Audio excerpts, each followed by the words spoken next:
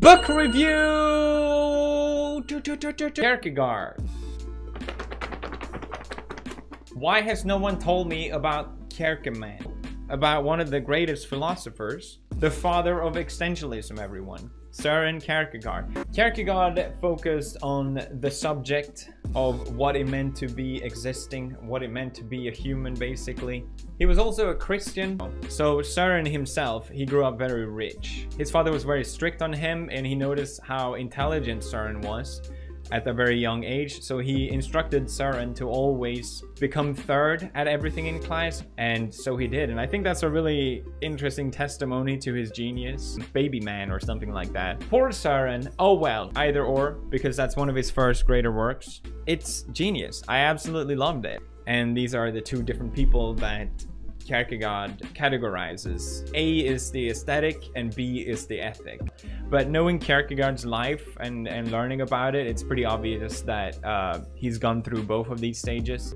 And boy, oh boy, I'm convinced that no one has actually read this book. Because goddamn, that was tough to get through. I am really glad I did though. Last year when I tried to read Nietzsche, and it felt like one big blur. So the aesthetic. Learning about Kierkegaard, he himself lived as an aesthetic in his younger years towards Søren. Now, being aesthetic or living the aesthetic lifestyle obviously has its advantages.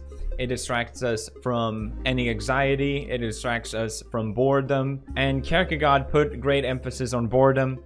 It's not just that you're bored. If you are bored, then you're not stimulated properly, which means you're psychologically not healthy. Kierkegaard points out that eventually, that due to repetition, we will eventually, inevitably get bored.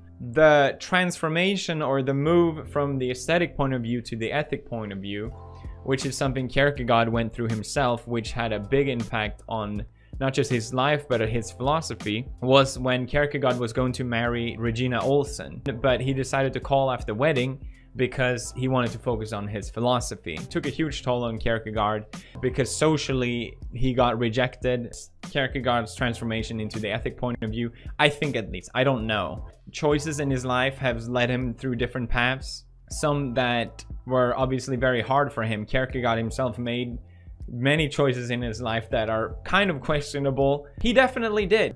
Kierkegaard then brings up the problem with the ethical point of view, which is despair. We can never really escape this anxiety or boredom or despair unless, that's right, thank you Kierkegaard.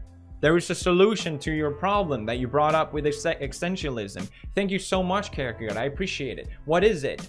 Oh, you must take a leap of faith in God. Kierkegaard says that God is always right, no matter what, and you should take a leap of faith in believing in him, even if there is not a single evidence for it. I genuinely felt terrible while reading both these. I didn't think what I read would affect me so much, but it did. And that's it. Bye. Thanks, Kierkegaard. Very cool.